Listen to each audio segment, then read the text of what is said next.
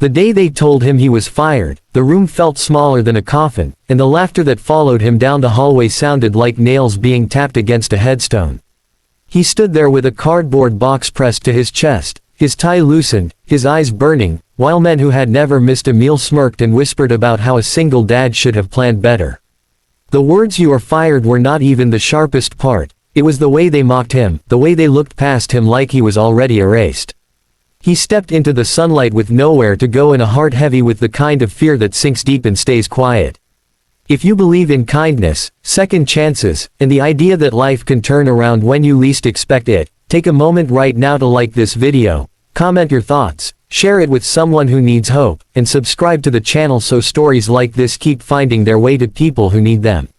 He was a single father named Daniel, though most people only saw the tired lines on his face and the frayed cuffs on his sleeves. He had learned to live with exhaustion as if it were a second skin. Mornings began before the sun, with lunches packed carefully to stretch every dollar and bedtime stories read in a voice that tried to hide worry. His daughter, Lily, was 7 and believed her father could fix anything with patience and duct tape. That belief kept him upright on days when his knees threatened to buckle. When his wife passed 2 years earlier after a sudden illness, the world had not paused to grieve with him. Bills kept coming, work kept demanding more, and when the company downsized, he became the easiest line to erase. The job had never loved him back. He stayed late, skipped lunches, and swallowed insults from a manager who enjoyed reminding him that gratitude was a privilege. On the day he was let go, Daniel listened to a speech about performance and fit that had nothing to do with truth. He nodded because that was what survival had taught him. He did not argue because arguments cost energy he could not spare. He carried his box past framed posters about teamwork and excellence, thinking about Lily's school shoes that were already too tight and the rent due in 10 days. That night, the apartment felt colder. He cooked rice and eggs and pretended it was a feast. Lily told him about a drawing she made at school, about how the teacher smiled when she shared it. Daniel smiled back, storing the sound of her happiness like a battery he could draw from later. When she slept, he sat at the small kitchen table and ran numbers until they blurred. He filled out applications into the early hours, his fingers stiff, his thoughts racing. Pride tried to speak, but hunger spoke louder. He applied everywhere, even places that paid less, even places that promised nothing. Days passed. Rejections came quickly, automated and impersonal. Interviews came rarely and ended politely. He sold his old watch. He skipped meals. He walked instead of taking the bus. Through it all, Lily remained his anchor, sensing the tension but trusting his reassurances. He promised her things would be okay, and the promise felt like a rope he was holding onto with both hands. On the 4th morning after he was fired, he woke early to the sound of engines outside, a low hum that didn't belong to the neighborhood. The street below their apartment was usually quiet, lined with tired sedans and delivery vans. That morning, it looked different. 4 black SUVs rolled in, glossy and deliberate, parking one after another like punctuation marks at the end of a sentence. Men in tailored suits stepped out, scanning the surroundings with a calm authority that made neighbors peer through curtains. Daniel watched from the window, heart thudding, trying to understand why something like that would stop outside his building. At first, he assumed they were lost. Then there was a knock. Not hurried, not aggressive, but firm. Daniel opened the door with the caution of a man who had learned to expect bad news. The men asked for him by name. They spoke with respect, with the kind of careful tone reserved for important matters. Daniel's mind raced through possibilities, none of them good. He glanced back at Lily, who stood in her pajamas clutching a stuffed rabbit, eyes wide with curiosity. They explained, without drama, that someone wished to speak with him about a matter of significance. They asked if they could come in. The apartment felt suddenly too small for secrets. Daniel invited them inside, apologizing for the mess, for the peeling paint, for the life that had been reduced to essentials. The men listened, then relayed a message that left Daniel dizzy. A philanthropic foundation had been reviewing community impact reports tied to his former company. Daniel's name had surfaced repeatedly in employee testimonials and client feedback as someone who went beyond his role, who stayed late to help others, who refused to cut corners even when pressured. Unknown to him, a major investor had been quietly evaluating leadership culture after concerns about mistreatment. The firing, the mocking, the casual cruelty had not gone unnoticed. The foundation wanted to meet Daniel, not to offer sympathy, but to ask him to lead something new. A role focused on ethics, community engagement, and rebuilding trust. The kind of role that did not exist until someone needed it badly enough. Daniel struggled to process the words. He felt embarrassment for the times he had been invisible and disbelief that visibility could arrive like this. The men explained timelines, resources, and support. They spoke of a salary that made his chest tighten, of healthcare that would cover Lily, of flexible hours that respected fatherhood. They spoke of purpose, not just position. Daniel listened, nodding slowly, feeling something unfamiliar bloom behind his ribs.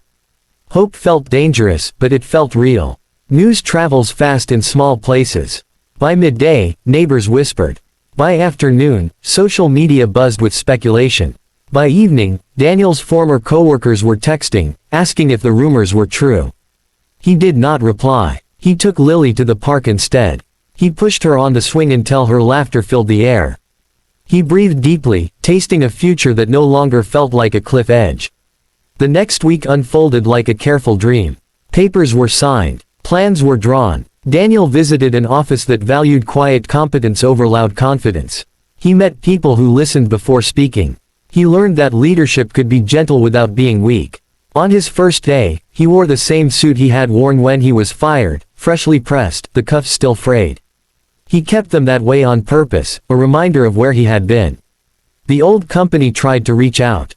Apologies arrived wrapped in excuses. Daniel accepted none of it. He did not need revenge.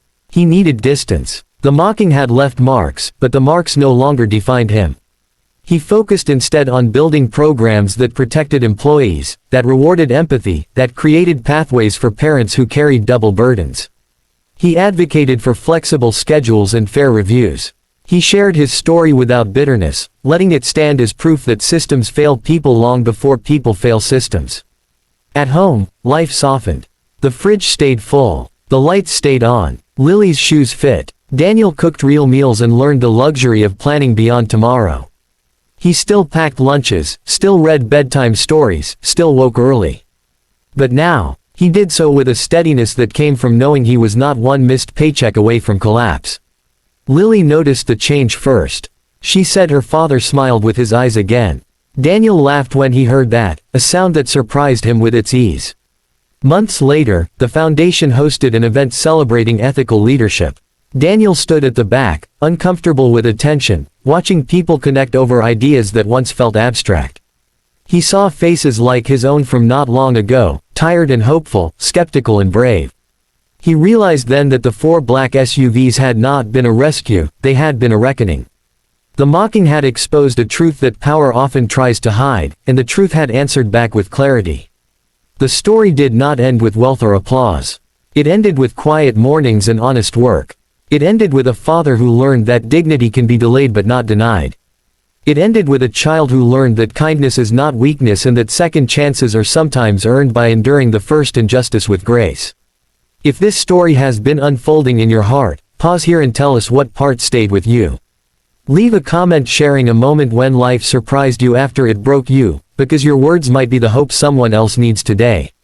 As the years passed, Daniel kept a small box in his closet.